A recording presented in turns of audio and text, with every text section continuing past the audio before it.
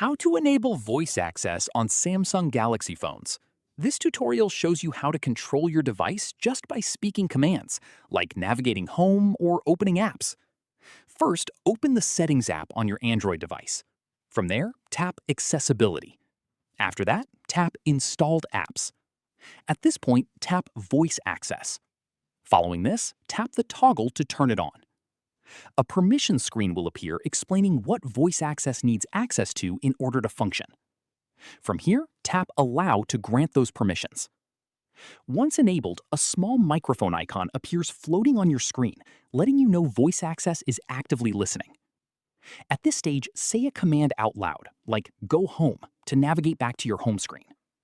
Following this, try other commands too, like Open Camera or Scroll Down, and voice access will carry them out directly. That's how you enable voice access on Samsung Galaxy phones. If this helped, drop a like, subscribe for more Android tutorials, and hit the bell so you don't miss the next one. Catch you then.